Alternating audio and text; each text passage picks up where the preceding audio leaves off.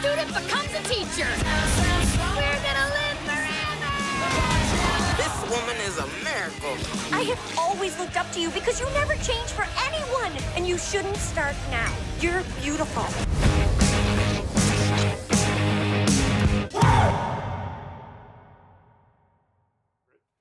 Lauren, in animation, finding the right voice is as important as the look and comedy of the piece.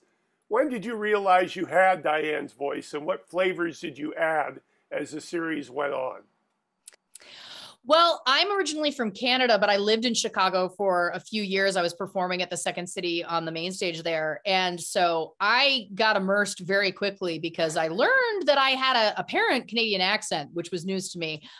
So I very quickly tried to kind of assimilate in and adopt this kind of like slight Chicago accent.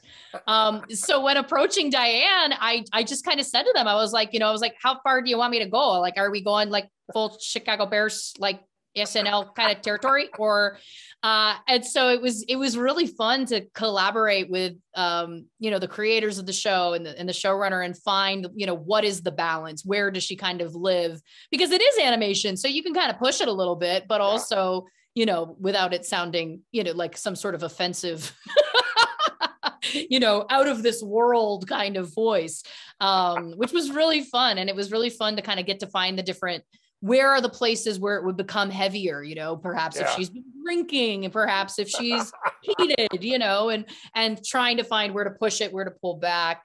All of that was like creatively was really fun. That's awesome, Lauren. Yeah. Rory, you are portraying a boy 22 years younger than yourself. Wow, when we say it out loud like that, wow. Damn that Wikipedia. Woo! Okay. Do you feel like you're reliving your own developmental steps and are grateful that they're mostly comic and ironic? Yeah, I absolutely do feel that way, especially like playing a gay character, and I'm gay. I am so happy to get to go back to being 18, playing a scared, sweet, gentle Midwestern kid. I grew up in Cleveland. Like, I know this guy. I know who he is, and I just want to give him a hug.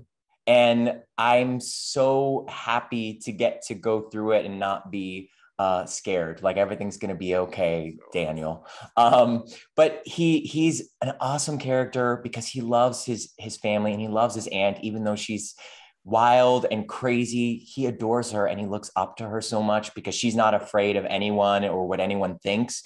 And he wants to feel that way too. He wants to break out of his shell, and there's no one better to teach him how to do that than Chicago Party Aunt.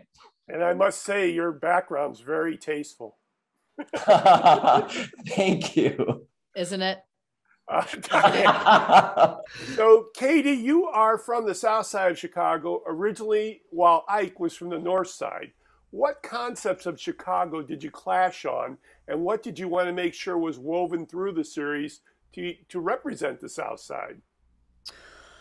Well, I think that we have to remember that there is another baseball team in Chicago. I don't know if everyone knew that, but there is another baseball team. You mean the first place Chicago White Sox? That's right. The first place, the 7-1 odds to win the World Series. The last I checked, Chicago White Sox. Yes. But I think that it's, Chicago is a city of neighborhoods, and while our show is primarily focused on one neighborhood on Wrigleyville, it was important for us to have characters that lived in other neighborhoods and were representing other portions of the city as well.